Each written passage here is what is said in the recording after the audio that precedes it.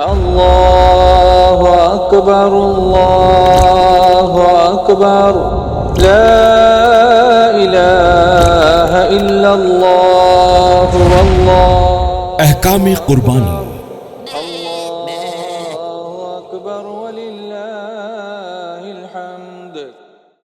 ہمارے بچے پڑھیں گے لکھیں گے پوری قوم ترقی کرے گی، جی ہاں، تو مسلمان ایسا کیوں نہیں کرتے؟ کچھ لوگ قربانی کر لیں اور کچھ لوگ پیسہ جمع کر کے یہ کام کر لیں۔ واقعی اس کی بد عقیدگی حد کفر تک پہنچی ہے تو قربانی نہیں ہوگی۔ یہ جانور تو سب ذبح کر ہی رہے ہیں، اگر چند افراد نہ کریں اور یہ کام کر لیں تو یقیناً اللہ اس کو قبول فرمائے گا۔ نہیں تو ان سے بھی لین دین، اٹھنا بیٹھنا، چلنا پھرنا، ان کے ساتھ معاملات کرنا، دینی کام کرنا، یہ سخت منع۔ سارے مسلمان یہ ڈیسائیڈ کر لیں کہ اتوار کے دن ہم چائے ایک کم پیئیں گے جی اور اس ایک چائے کے 10 روپے جی ایک فنڈ میں جمع کریں گے جی، اور پھر اس پیسے کو قوم کے لیے استعمال کریں گے۔ اور کوئی دوستی کرتا ہے، ان سے لین دین کرتا ہے، ان کے پاس اٹھتا بیٹھتا ہے، ان کے محافل میں جاتا ہے، تو حرام ہے۔ اس کی قیمت بہت زیادہ گر گئی ہے، جی ہاں، تو 5 روپے 10 روپے 20 روپے میں بیچنے سے بہتر ہے کہ اس کو دفن کر دیا جائے۔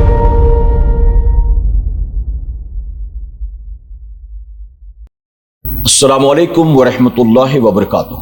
الصلاۃ والسلام علیک یا رسول اللہ، الصلاۃ والسلام علیک یا حبیب اللہ، الصلاۃ والسلام علیک یا نبی اللہ وعلی آلک واصحابک یا نور اللہ صلی اللہ تعالی علیہ وسلم۔ میرے پیارے آقا علیہ الصلاۃ والتسلیم کے پیارے دیوانوں، خاتون جنت حضرت فاطمہ الزہرا رضی اللہ تعالی عنہا کی کنیزوں، عالمی تحریک سنی دعوت اسلامی کے پوڈ کاسٹ احکام قربانی میں ایک بار پھر سے آپ تمام کا استقبال ہے۔ پہلے پوڈ کاسٹ سے لے کر پچھلے پوڈ کاسٹ تک ہم نے قربانی کے فضائل کے ساتھ قربانی کے بہت سارے مسائل سیکھ لیے۔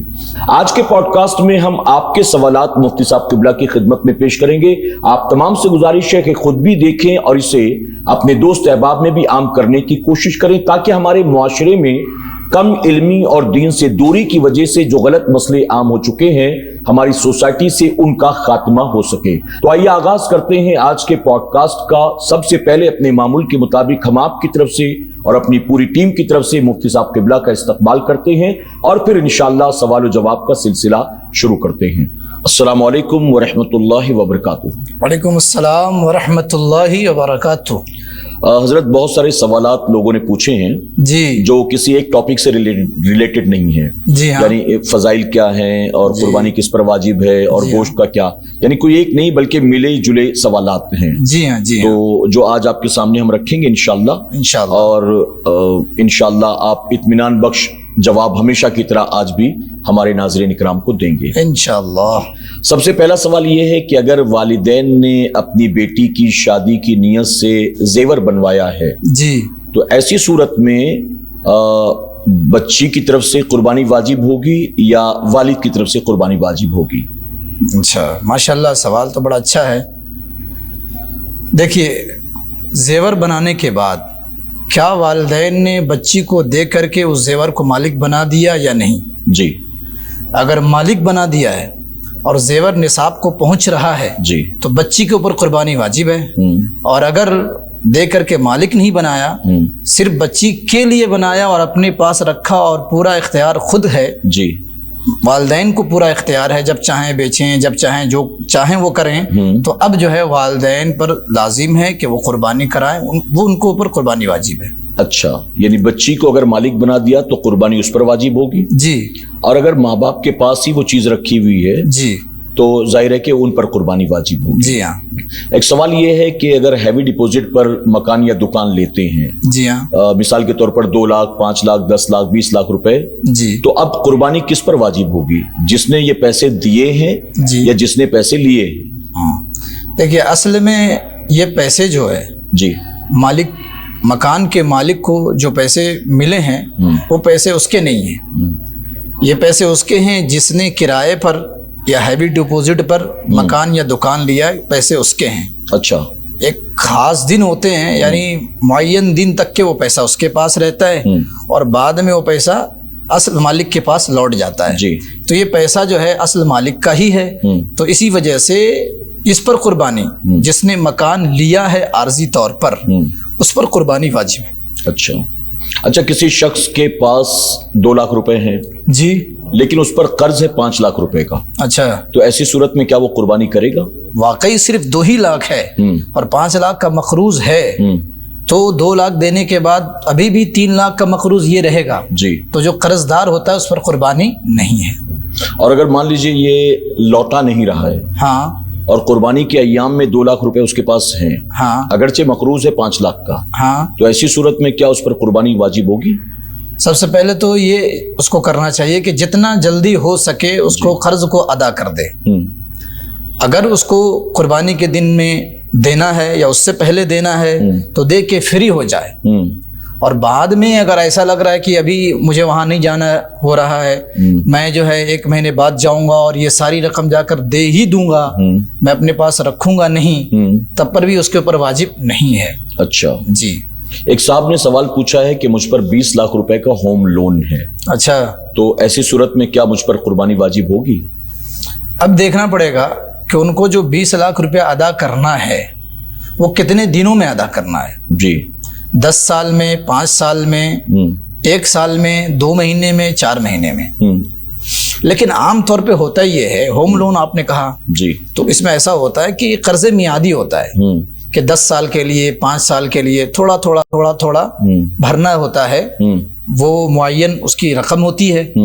जैसे मिसाल के तौर पे साल भर में 20,000 भरना है जी, या साल भर में 30,000 भरना है, तो अब वो 30,000 को एक साइड कर ले और बाकी देखे कि उसके पास कितना है। कर्ज मियादी का यही हुक्म है कि अपना कर्ज देने के बाद जो साल में जितना देना है उसके बाद देखे कि मेरे पास माल बच रहा है या नहीं। अगर बच रहा है, निसाब के बराबर है या नहीं, अगर निसाब के बराबर है तो कुर्बानी है, निसाब के बराबर नहीं है तो कुर्बानी नहीं है। तो ये मियादी कर्ज जो है जी, ये बहुत लॉन्ग पीरियड का होता है। जी हाँ, 20 साल, 15 साल, 10 साल। जी हाँ। तो अगर उसने 20 लाख रुपए बतौर लोन लिए हैं जो उसे 20 साल में लौटाने हैं, अच्छा, तो इसका मतलब ये हुआ कि साल भर के 1 लाख रुपए उसको देने हैं। हाँ, तो अब इसके पास अगर 2 लाख रुपए हैं जी, तो ऐसी सूरत में 20 साल के अमाउंट के एतबार से माइनस करेगा या सिर्फ 1 साल का हिसाब लगाएगा? 1 साल का भी हिसाब लगाएगा। 1 साल का हिसाब लगाएगा, चूंकि 1 साल के अंदर हर साल कुर्बानी वाजिब होती है ना। हाँ। तो अब 1 साल का वो लगाएगा एतबार। अच्छा। कि 1 साल की जो रकम है वो निकालने के बाद उसके पास है या नहीं। हाँ। 1 लाख रुपया उसके पास बच रहा है तो इसी सूरत में कुर्बानी वाजिब हो। हाँ। अच्छा, किसी साहब ने सवाल पूछा है जी कि मैं बड़े का गोश्त नहीं खाता हूँ, अच्छा, तो कुर्बानी के मौके पर मैं बड़े जानवर में हिस्सा ले सकता हूँ? हाँ, ले सकते हैं जी, कोई मुज़ायका नहीं है।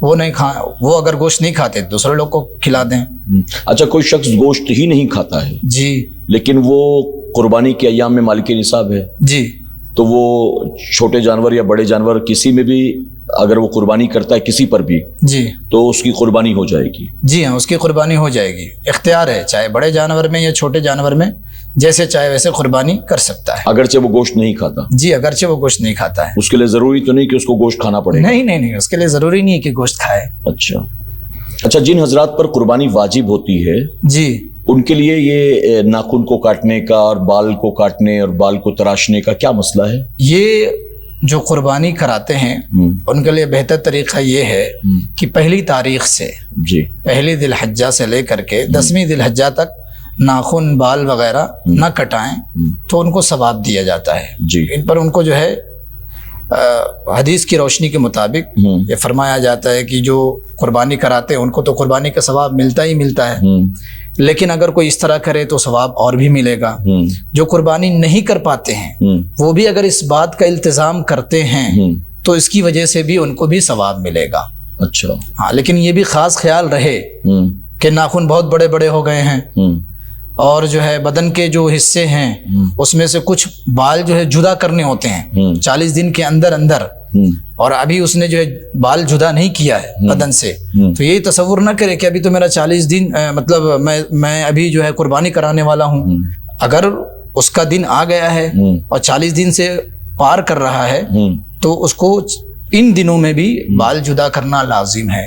अच्छा, हाँ, वरना जो है वो मकरूह है इन चीज़ों को साथ में रखना, और फिर एक तरफ ये अमर इस्तेहबाबी है और एक तरफ जो है उसको जुदा करना ये ज़रूरी है। اچھا، بعض لوگ یہ کہتے ہیں کہ ہر سال قربانی کے موقع پر دنیا بھر میں لاکھوں جانور جو ہے وہ ذبح کر دیے جاتے ہیں اور کروڑوں اربوں خربوں روپے اس پر خرچ ہوتے ہیں۔ اگر قربانی کرنے کے بجائے مسلمان اسی پیسے کو جمع کریں، کالج بنوا لیں، اسپتال بنوا لیں، یونیورسٹی بنوا لیں، یعنی اگر جانور ذبح کرنے کے بجائے یہ رقم جمع کر کے ہم چاہیں تو بہت بڑے بڑے کام کر سکتے ہیں جی، اور وہ کام جو ہم کریں گے اس میں بھی اللہ ہم کو ثواب دے گا، جی ہاں، قوم کے لیے فائدے مند ہوگا، جی ہاں، ہمارے بچے پڑھیں گے لکھیں گے، پوری قوم ترقی کرے گی۔ جی ہاں۔ تو مسلمان ایسا کیوں نہیں کرتے؟ کچھ لوگ قربانی کر لیں اور کچھ لوگ پیسہ جمع کر کے یہ کام کر لیں، اس کے بارے میں کیا حکم ہوگا شریعت کا؟ اللہ کا فرمان ہے، رسول اللہ صلی اللہ علیہ وسلم کا حکم ہے، جی، تو ہم ان احکام کے سامنے اپنے سر کو جھکا دیں گے جی، اور سر تسلیم خم کر دیں گے۔ اللہ کے حکم کے مطابق ہم کو قربانی کرنا ہے۔ ہاں، اگر واقعی یہ چاہتے ہیں کہ مسلمان قوم جو ترقی کرے تو اور جگہوں پر جو بلا وجہ جو رسومات قائم ہو چکے ہیں ان رسومات کو ختم کیجئے۔ جی، مثلا ولیمے کی اتنی بڑی بڑی دعوت کرنے کی کیا ضرورت ہے؟ شادی سے پہلے منگنی کا رواج، ہلدی مہندی کا رواج، جی، جہاں پر بلا وجہ پیسہ ضائع ہوتا ہے، یا عرس کے موقع پر ڈھول تماشے یا اور بھی ایسے خرافات جو نہیں ہونا چاہیے، جی، تو ان ساری چیزوں کو آپ روک دیں۔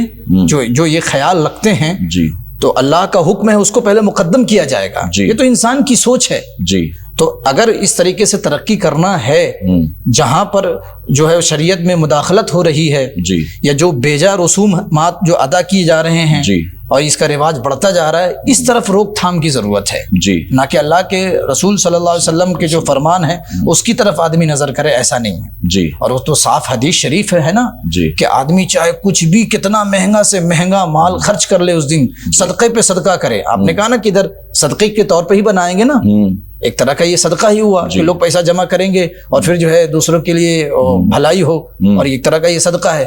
لیکن کوئی بھی کتنا مہنگا صدقہ دے دے لیکن اس صدقے سے بڑھ کر نہیں ہوگا، اس حکم سے بڑھ کر نہیں ہوگا کہ اس دن اللہ کو خون بہانا زیادہ پسند ہے۔ سبحان اللہ۔ کچھ لوگ یوں کہتے ہیں کہ 4 آدمی پیسہ جمع کر کے کسی بیوہ کی بیٹی کی شادی کروا دو، جی، کچھ لوگ پیسہ جمع کر کے کسی غریب بچے کو جو پڑھائی میں اچھا ہو انجینئر بنوا دو، ڈاکٹر بنا دو، کسی غریب مسلمان کا کوئی کاروبار سیٹ اپ کر دو۔ کیا اللہ تعالیٰ اس پر ثواب نہیں دے گا؟ ایک گھر بس جائے گا، زندگی سنور جائے گی۔ تو یہ جانور تو سب ذبح کر ہی رہے ہیں، اگر چند افراد نہ کریں اور یہ کام کر لیں تو یقیناً اللہ اس کو قبول فرمائے گا۔ تو ایسے لوگوں کو کس طرح سمجھایا جائے؟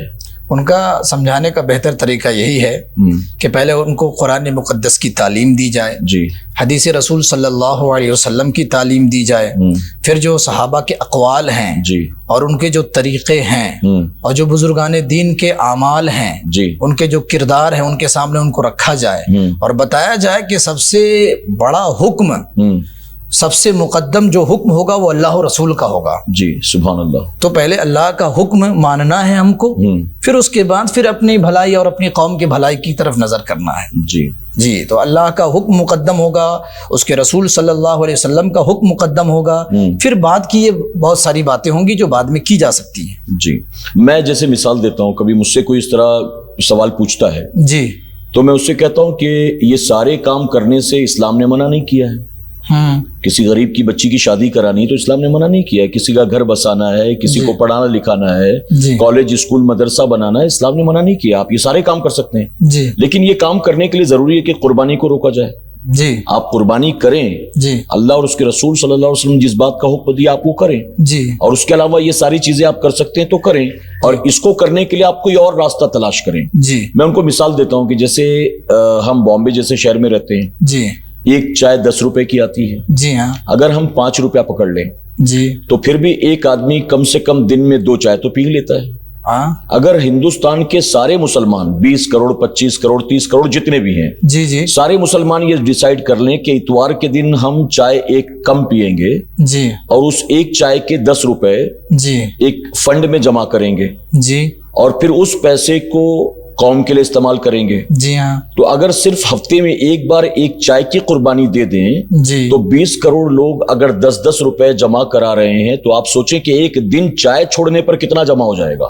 جی ہاں، تو آپ ایسے کوئی راستے نکالیں लोगों को कहते हैं गुटखा छोड़ दो, हाँ। तंबाकू छोड़ दो, सिगरेट छोड़ दो, जी ये हुई बात कि हाँ, जो होटलबाजी छोड़ दो, जी हाँ शादी ब्याह में जो लाखों खर्च कर रहे हैं उसमें कमी ले आओ, जी आप वहां से पैसे बचाओ और कौम की फलाह के लिए कोई काम करो। जी जी ये कुर्बानी को रोक दो, मिलाद बनाना बंद कर दो, ये नियाज मत करो, तो जाहिर है कि ये लिबरल किस्म के लोग हैं और ये शैतानी वसवसात के शिकार हैं और ये बज़ाहिर मुसलमान हैं लेकिन खुद दीन की मालूमात नहीं रखते। जी जी जी वरना अगर ये काम वाकई करना मकसद होता तो कोई सही रास्ता निकालते। जी जी जी ये काम करना मकसद नहीं है, बस कुर्बानी से रोकना मकसद है, जी इबादत से रोकना मकसद है। जी हाँ हर साल क्या जरूरत है उम्रा करने के लिए जाना? अरे उम्रा करने के लिए अगर कोई शख्स जा रहा है जी तो आपको दुआ करनी चाहिए कि अल्लाह आपको भी तौफीक अता फरमाए। जी हाँ ये उसके नसीब में कि अल्लाह उसको बार बार बुला रहा है, जी तो बार बार जाने की क्या जरूरत है? ये पैसा कौम के लिए इस्तेमाल किया जाए। आप मशवरा देने वाले कौन हैं? अच्छा वो जा रहा है जी तो पैसे कौम के लिए इस्तेमाल नहीं कर रहा, आप तो कभी नहीं गए, तो आपने कौन सा कौम का भला कर लिया? जी तो इस तरह की बातें करके गोया इबादत से रोकना मकसद है, जी बाकी कौम की भलाई मकसद है नहीं। हजरत एक सवाल यह है कि अगर हम कहीं बड़े जानवर में ऐसी जगह हिस्सा लेते हैं जी जहां दिल में खटका पैदा हो जाता है जी कि यार मैंने हिस्सा तो ले लिया लेकिन पता नहीं कुर्बानी करेंगे कि नहीं करेंगे, करेंगे कि नहीं करेंगे, जी तो ऐसी सूरत में कुर्बानी हो जाएगी कि नहीं? सबसे पहले तो उनको खुद गौर व फिक्र करना है कि कहाँ पर सही तरीके से कुर्बानी होती है, वहीं पर उनको हिस्सा लेना चाहिए। जी जैसे कि अल्हम्दुलिल्लाह हमारी तहरीक में तहरीक सुन्नी दावत इस्लामी बड़े पैमाने पर बिल्कुल मुस्तनद तरीके से बेशक और बड़े हुस्न खूबू के साथ हुस्न खूबी के साथ अच्छे अंदाज में कुर्बानी होती है। जी तो जो इलाके या जो मुबल्लिगीन हमसे करीब हैं जी उनसे आप राब्ता कीजिए, जी फिर इंशाअल्लाह आपको कोई शक शुबा वाली बात ही नहीं रहेगी। बेशक। तो इसलिए पहले गौर व फिक्र कीजिए, या फिर जो हजरात हमारे से जुड़कर काम कर रहे हैं जी उनसे आप राब्ता कायम कीजिए, जी उन तक अपने पैगाम को पहुंचाइए, ये तरीका बहुत अच्छा होगा। लेकिन फिर भी अगर कोई ऐसा करता है कि दे दिया बाद में सोच रहा है, तो ऐसा नहीं करना चाहिए। पहले देने से पहले गौर व फिक्र करे। अच्छा दे दिया, अभी कुर्बानी के दिन बाकी हैं, नंबर वगैरह है तो उससे ले ले, नंबर लेने के बाद फिर अच्छी तरीके से तहकीक कर ले, दिल जमा ले कि हाँ दिल जम जाए तब तो कोई बात नहीं है। और अगर दिल नहीं जमता, दिल मुतमईन नहीं हो रहा है, तो फिर जो है नंबरात वगैरह रहते हैं, किसी तरीके से जो है उससे पैसे वापस ले करके जहां अगर खुद से वो करना चाहें तो खुद से कर लें, या जहां पर दिल जम रहा है वहां पर कराएं। अहले सुन्नत वल जमात ही के किसी भी जो है वो फर्द को वकील बना सकते हैं जी, उसके अलावा और किसी को वकील नहीं बना सकते। यानी आप कहीं हिस्सा लेने से पहले तहकीक कर लें। जी ऐसा नहीं कि हिस्सा ले लिया उसके बाद सोच रहा है नहीं, कि पता नहीं होगी कि नहीं होगी, होगी कि नहीं होगी। नहीं नहीं अच्छा अगर जानवर को किसी नाबालिग ने ज़बह किया जी और बिस्मिल्लाह अल्लाहु अकबर पढ़कर ज़बह किया, जी हाँ तो कुर्बानी हो जाएगी? हाँ कुर्बानी हो जाएगी, लेकिन ये दुरुस्त नहीं है, अच्छा बचना चाहिए, कुर्बानी हो जाएगी। अच्छा किसी बदअकीदा ने अगर जानवर ज़बह किया तो उसके बारे में क्या हुक्म है? हाँ वाकई उसकी बदअकीदगी हद कुफ्र तक पहुंची है तो कुर्बानी नहीं होगी, वो जानवर मुर्दार करार दिया जाएगा। तो कुर्बानी भी नहीं हुई? नहीं कुर्बानी हरगिज नहीं और होगी। उसका कुर्बानी गोश्त किया भी नहीं खा तो सकते। कुर्बानी तो क्या, ये तो बहुत आला चीज है, वो ज़बीहा ही हलाल नहीं होगा। अल्लाहु अकबर। आम दिनों में वो ज़बीहा भी हलाल नहीं होगा। अच्छा जी कुर्बानी का गोश्त अगर अड़ोस पड़ोस में बदअकीदा रहते हैं तो उनको दे सकते हैं? कौन सा गोश्त? कुर्बानी का गोश्त?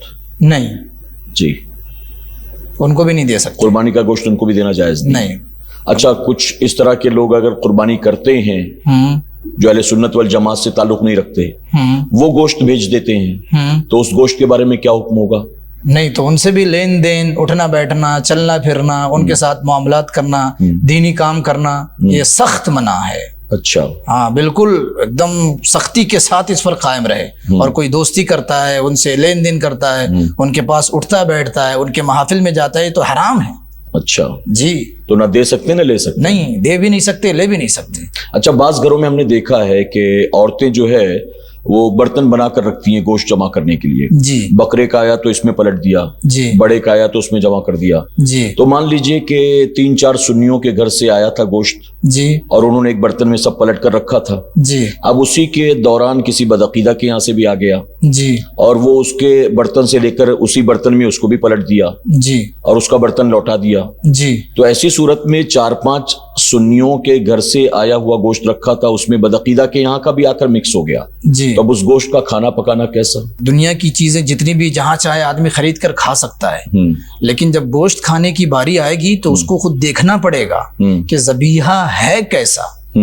اگر ذبیحہ واقعی حلال طریقے سے اور ذبح کرنے والا بھی مسلمان ہے تبھی اس ذبیحوں کو کھایا جا سکتا ہے، اس جانور کو کھایا جا سکتا، ورنہ اگر کسی نے مسلمان ذبح بھی کیا اور لانے والا کوئی کافر ہے، لا کر کے ہم کو دے دیا اور نظر سے وہ گوشت اوجھل ہو گیا، تو ایسے گوشت کا بھی کھانا ہماری شریعت میں جائز نہیں ہے۔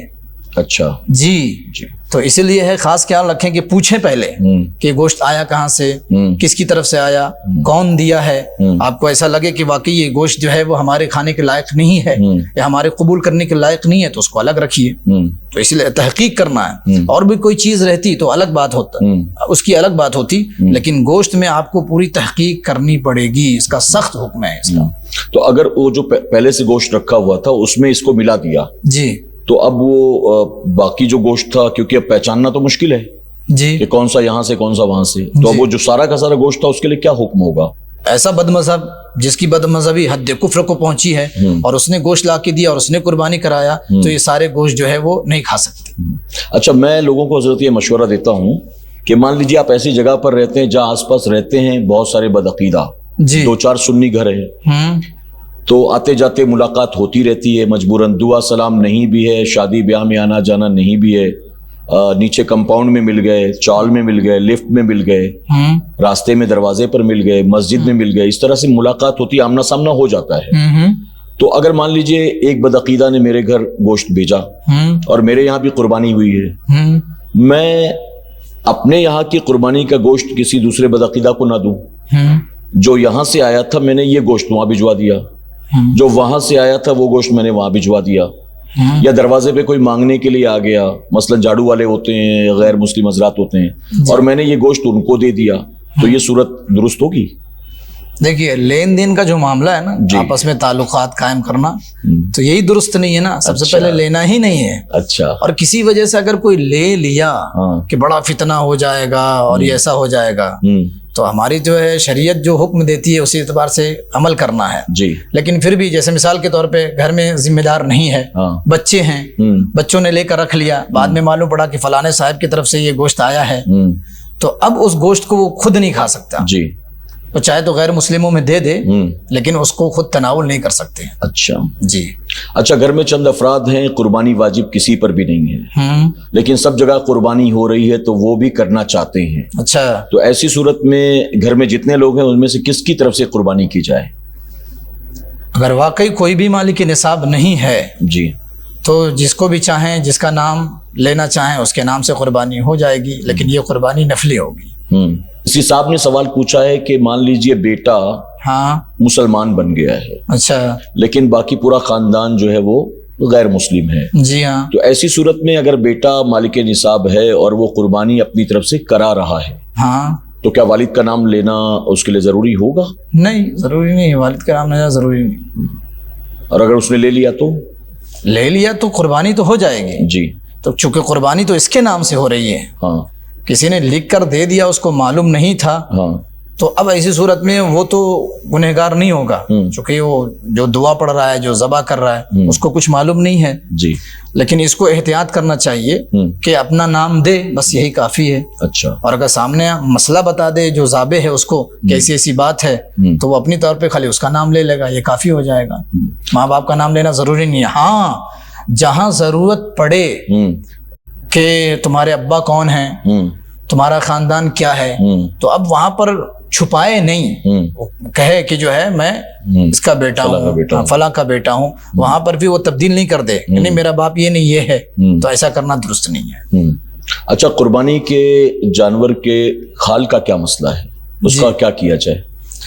قربانی کے جانور کے جو کھال ہوتے ہیں سارے، چاہے تو اپنے ذاتی کام میں بھی لا سکتے ہیں، یا مسجد مدرسہ یا کوئی بھی ایسا جو ٹرسٹ ہے جو فلاحی کام دینی کام خاص طور پہ دینی کام کرتے ہیں ان کو بھی دے سکتے ہیں آپ. یعنی تحریک کو بھی دیا جا سکتا ہے؟ ہاں تحریک کو بھی دے سکتے ہیں جی. یا چمڑے کو بیچ کر کے کھال کو بیچ کر کے اس کی جو رقم آئے اس کو بھی آپ دے سکتے ہیں. اچھا کچھ لوگوں کا کہنا یہ ہے کہ پہلے کھال کی اچھی قیمت ملتی تھی, ہاں اب اس کی قیمت بہت زیادہ گر گئی ہے, جی ہاں, تو 5 روپے 10 روپے 20 روپے میں بیچنے سے بہتر ہے کہ اس کو دفن کر دیا جائے. تو کیا اس طرح سے دفن کر دینا مناسب ہے؟ اگر ایک کھال کی قیمت 20 روپے ہے جی اور 1000 جانور ذبح ہو رہے ہیں جی, تو ساری رقموں کو ملایا جائے تو کتنی رقم بن جائے گی؟ جی ایک اچھی تعداد.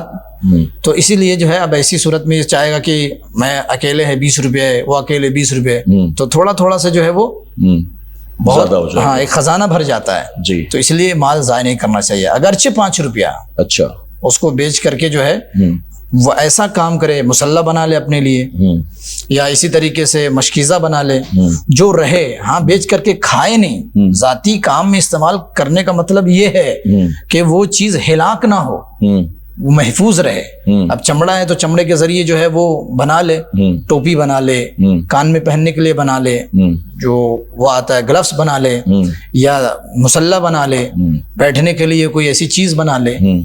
جو چیز باقی رہے وہ اپنے ذاتی کام میں استعمال کر سکتا ہے, ورنہ پھر جو ہے وہ کہیں پر صدقہ کر دے اس کو. اچھا آپ نے جیسا بتایا کہ اس کو ضائع نہیں کر سکتے جی, اور اپنے ذاتی استعمال میں لیا جا سکتا ہے. جی اگر قصائی یہ کہہ رہا ہے کہ میں نے جو اس کو ذبح کیا یا کھال اتاری یا میں نے بوٹیاں بنائی, جی اس کے بدلے مجھے کھال دے دیجیے, جی, تو کیا اس کو اجرت کے طور پر دیا جا سکتا ہے؟ نہیں, اجرت کے طور پہ اس کو کھال نہیں دے سکتے. اچھا جی, یعنی ذاتی استعمال کے لیے آپ لے سکتے ہیں؟ ہاں ذاتی استعمال کے لیے جو محفوظ رہے, ہاں, ہلاک نہ ہو. اب ظاہر سی بات ہے بیچ کے کھا جائے تو وہ چیز تو بچ بھی نہیں رہے گی نا, وہ ختم ہو جائے گی. جی. تو جو چیز باقی رہے ویسے استعمال کی اجازت ہے یہاں تک, ورنہ پھر وہ کسی مسجد یا مدرسے میں دے تو زیادہ بہتر ہے. اچھا قربانی کو لے کر شہر میں اور گاؤں میں کیا فرق ہے؟ جی, قربانی کے لیے جہاں پر جماعت مستحبہ قائم ہوتی ہے یا عید کی نماز جہاں پر ہوتی ہے, جیسے عید الاضحیٰ کی نماز ہوگی, جی, تو عید الاضحیٰ کی نماز کے بعد ہی قربانی کی جائے. شہر میں یہ ضروری ہے. اگر کسی نے عید الاضحیٰ کی نماز سے پہلے ہی قربانی کر لیا تو اس کی قربانی نہیں ہوگی. اور گاؤں وغیرہ میں اگر عید الاضحیٰ سے پہلے کسی نے قربانی کر لی نماز سے پہلے تو وہ قربانی ہو جائے گی, اس لیے کہ گاؤں میں نماز عید الاضحیٰ کی ضروری نہیں ہے. جو شرائط پائے نہیں جا رہے ہیں جس کی وجہ سے ان پر نماز پڑھنا یہ ضروری نہیں ہے, وہاں جماعت قائم نہیں کرتے ہیں لوگ. لیکن جہاں پر ایسا ہو رہا ہو, ایک زمانے سے اس طریقے سے سلسلہ چلا آ رہا ہو, اور واقعی جو شرائط ہیں نماز عید کی اور اسی طرح جمعہ کی وہ وہاں پائے نہیں جا رہے, اور پھر وہاں کے لوگ اس طرح کر رہے ہیں کہ نماز عید سے پہلے قربانی کر لی تو وہی حکم ہوگا, ان کی ہو جائے گی. لیکن مثال کے طور پہ کچھ لوگ ایسے ہیں جو بامبے میں رہتے ہیں اور قربانی گاؤں میں کرانا چاہتے ہیں, تو گاؤں میں جو ہے وہ عید الاضحیٰ کی نماز ہے ہی نہیں. تو اگر نماز سے پہلے ان کی قربانی گاؤں میں اگر ہو جاتی ہے تب تو درست ہے, لیکن یہاں رہ کر کے شہر میں ایسا کرا لے تو یہ درست نہیں ہے. اچھا جی. اچھا بعض علاقوں میں جگہ نہیں ہوتی ہے, ہاں, تو یا بعض علاقوں میں مسلمان رہتے ہیں لیکن غیر مسلم حضرات بھی وہاں بہت رہتے ہیں, جی, تو باہر قربانی نہیں کرتے ہیں لوگ. جی ہاں, مسجد کے اندر ہی قربانی کا اہتمام بھی کیا جاتا ہے. جی. تو مسجد کے اندر قربانی کرنا کیسا ہے؟ دیکھیے مسجد کا احاطہ ہوگا, ہاں, اصل مسجد میں قربانی نہیں کرنا ہے. اچھا, جی, ایک ہوتا نا کہ جس کو ہم کہتے ہیں کہ یہ حرم خارج ہے, مسجد, ہاں, ہاں, ایک اصل مسجد ہے, ایک خارج مسجد ہے. ہاں, تو وہاں وضو خانے کی جگہ ہے یا اس کے قریب میں جو جگہ بنی ہوتی ہے دوسری چیزوں کے لوگ استعمال کرتے ہیں, تو ادھر الگ حکم ہوگا, ادھر کر سکتے ہیں, لیکن اصل مسجد میں نہیں کر سکتے. اس لیے کہ اصل مسجد میں وضو کا جو پانی کا جو قطرہ ہوتا ہے اس کو ٹپکا نہیں سکتے آپ, یہ گناہ کا کام ہے. جی, تو پھر جو ہے یہ خون ہے, پھر اس کے ساتھ ساتھ جو بھی رطوبت نکلے گی اور گندگی پھیلے گی, تو اس طریقے سے ہرگز قربانی مسجد کے اندر نہیں کر سکتے. اچھا, جانور کو ذبح کرنے کا شرعی طریقہ کیا ہے؟ جی, اس کا صحیح طریقہ یہ ہے کہ سب سے پہلے جو جانور ذبح کر رہا ہے وہ نیک آدمی ہو, اور پھر نیک کے ساتھ ساتھ اہل سنت والجماعت سے قائم رکھتا، اہل سنت والجماعت سے ہو، پھر تیز چھری لے، بالکل تیز چھری ہو، اور پھر جانور کو اس طرح لٹائے، بائیں پہلو پہ اس کو لٹائے کہ اس کا منہ قبلے کی طرف ہو، اچھا، اور اپنا داہنا پیر اس کے پہلو پہ رکھ دے، اور پھر دعا پڑھ کر کے جو ہے ذبح کرے۔ دعا کس وقت پڑھے؟ ذبح کرتے وقت پڑھے۔ جی، ایسا نہیں کہ دعا پڑھ لیا پھر درمیان میں کلام کر رہا ہے، بات چیت کر رہا ہے کہ ٹھیک ہے۔ بہت سارے ایسے لوگ ہوتے ہیں دعا پڑھ لیے، اب کہتے ہیں ذرا جانور کی ٹانگ ذرا سیدھی کرنا، یہ ذرا اور ادھر کرنا، یہ رسی پکڑ کے ادھر کھینچنا، اس طریقے سے نہیں ہے۔ آپ دعا پڑھیں، فوراً ذبح کیجیے۔ اچھا جی، اور خوب خیال رکھتے ہوئے کہ جتنی رگوں کا کاٹنا ہے اتنی پوری رگیں کٹنی چاہیے۔ جی، ہاں، اور اگر کوئی رگ چھوٹ جاتی ہے تو ایسے میں جو ہے پھر وہ یہ قربانی درست نہیں ہوگی۔ رگ اگر چھوٹ گئی تو قربانی درست نہیں ہوگی، اس لیے 3 رگوں کا کم سے کم کٹنا یہ لازمی ہے، ضروری ہے۔ جی، تو یہ قربانی کرنے کا صحیح طریقہ۔ جی، اگر مان لیجئے کسی شخص نے انتقال سے پہلے یہ وصیت کی تھی جی، کہ میری طرف سے قربانی کرتے رہنا، اچھا، تو ایسی صورت میں اولاد جی، اس کے چھوڑے ہوئے مال سے قربانی کریں یا اپنے مال سے قربانی کریں؟ جی، دیکھیے اس کا حکم یہ ہے کہ جیسے انتقال ہوا، اب انتقال کے بعد جو حکم لگتا ہے، جو 4 چیزیں ضروری ہوتی ہیں، کفن دفن ہے، اسی طریقے سے تجہیز و تکفین کا معاملہ ہو جو ہے، اس کے بعد کوئی کسی سے قرض لیا تو قرض کی ادائیگی ہے، پھر جو جائز وصیت ہے، یہ تیسرے نمبر پہ جائز وصیت کی بات آتی ہے، چوتھے نمبر پہ وراثت تقسیم ہوتی ہے۔